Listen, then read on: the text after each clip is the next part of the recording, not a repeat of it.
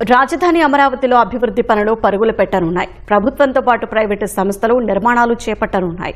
కార్యాలయాల నిర్మాణం కోసం రాష్ట్ర ప్రభుత్వం భూముల కేటాయింపుల ప్రక్రియ పూర్తి చేసింది.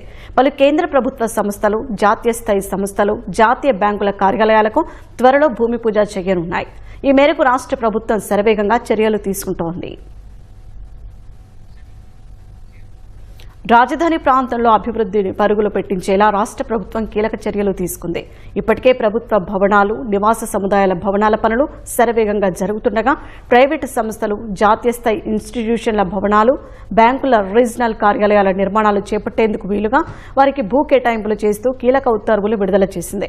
రాజధానిలో పలు ప్రతిష్టాత్మక సంస్థలకు భూ కేటాయింపులు చేసేందుకు కేబినెట్ సబ్ కమిటీ వేయగా మంత్రులు చేసిన సిఫార్సుల మేరకు భూములు కేటాయిస్తూ ఆదేశాలు జారీ చేసింది. సిఆర్డీఏలోని వివిధ గ్రామాల పరిధిలో ఆయా సంస్థల కార్యాలయాలు, భవనాల నిర్మాణాలకు భూ కేటాయింపులు చేశారు. అమరావతిలో కొత్తగా 11 ప్రతిష్టాత్మక సంస్థలకు 49.50 ఎకరాల భూమి కేటాయించారు.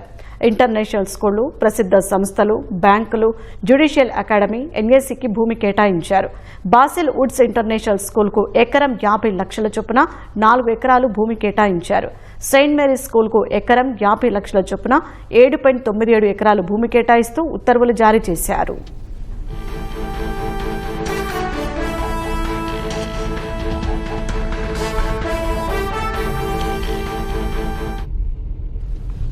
సిఐఐ గ్లోబల్ లీడర్షిప్ సెంటర్కు 60 ఏళ్లకు లీజు ప్రాతిపదికన 15 ఎకరాలు ఇచ్చారు.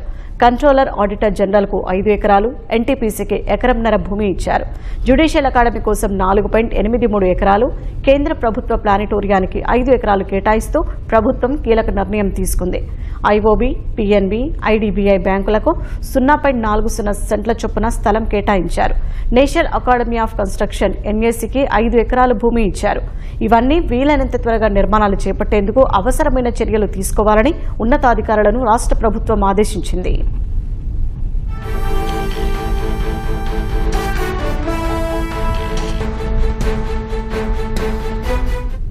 కొత్తగా భూ కేటాయింపులతో పాటు 2014 నుంచి 19 మధ్యలో అప్పటి తెలుగుదేశం ప్రభుత్వంలో భూములిచ్చిన పలు సంస్థలకు భూ కేటాయింపులను మంత్రివర్గం సమీక్షించింది. రాజధానిలో భవనాల నిర్మాణానికి ఆసక్తిగా ఉన్న సంస్థలతో మరోసారి ప్రతిపాదనలు తీసుకున్న మంత్రివర్గ ఉపసంఘం వారు కోరిన విధంగా భూ కేటాయింపులో స్వల్ప మార్పులు చేస్తూ కేటాయించారు. 6 సంస్థలు ఇచ్చిన ప్రతిపాదనల మేరకు 67.4 ఎకరాలను 42.30 ఎకరాలకు కుదించారు. హైదరాబాద్ ఎడ్యుకేషన్ అకాడమీ ద్వారా నిర్వహించే ఇండస్ ఇంటర్నేషనల్ స్కూల్కు 8 ఎకరాలు కేటాయించారు. బీపీసీఎల్ కార్యాలయానికి 1.34 ఎకరాలు ఇచ్చారు.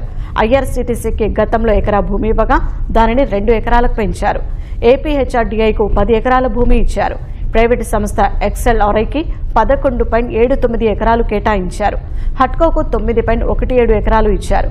8 సంస్థల రెసిడెన్షియల్ కాంప్లెక్స్ కు గతంలో 32.65 ఎకరాలు ఇవ్వగా ప్రస్తుతం సంస్థలు కోరినట్లుగా 12.66 ఎకరాలకు కుదిస్తూ కేటాయించారు. 6 సంస్థలకు గతంలో కేటాయించిన భూమిని 13.1 ఎకరాల నుంచి 16.19 ఎకరాలకు పెంచారు. ఆయా సంస్థలకు భూములు రాయితీపై లీజు ప్రాతిపదికన కేటాయిస్తూ ప్రభుత్వం ఆదేశాలు జారీ చేసింది. భూములు కేటాయించిన సంస్థలు వేగంగా నిర్మాణాలు పూర్తి చేసి కార్యకలాపాలు చేసేలా తదుపరి చర్యలు తీసుకోవాలని సిఆర్డీఏ కమిషన్ను రాష్ట్ర ప్రభుత్వం ఆదేశించింది.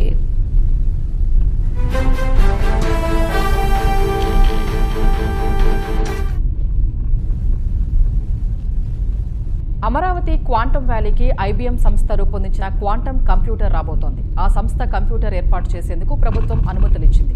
క్వాంటమ్ వ్యాలీలో కంప్యూటర్ ఏర్పాటు కోసం ఐటీ శాఖ ఇటీవల ఆసక్తి వ్యక్తీకరణ ప్రకటన ఇచ్చింది. దీనికి ఐబీఎంతో పాటు మరో సంస్థ స్పందించింది. 2 సంస్థలు దాఖలు చేసిన ప్రతిపాదనల్ని పరిశీలించిన ప్రభుత్వం ఐబీఎం ప్రతిపాదన మెరుగ్గా ఉన్నట్లు అభిప్రాయపడింది. దీంతో ఐబీఎం కంప్యూటర్ ఏర్పాటు చేసేలా కేబినెట్ ఆమోదం తెలిపింది. అమరావతి క్వాంటమ్ వ్యాలీలో నిర్మించే భవనంలో క్వాంటమ్ కంప్యూటర్ ఏర్పాటుకు స్థలం ఇవ్వాలని, దీనికి ప్రభుత్వం సొమ్ము చెల్లించాల్సిన అవసరం లేదని ఐబీఎం సంస్థ ప్రతిపాదించింది. దాని నిర్వహణకు సిబ్బందిని సొంతంగా సమకూర్చుకోనున్నట్లు పేర్కొంది. ఈ కేంద్రం నిర్వహణకు అవసరమైన విద్యుత్, కూలింగ్ ఖర్చును ప్రభుత్వమే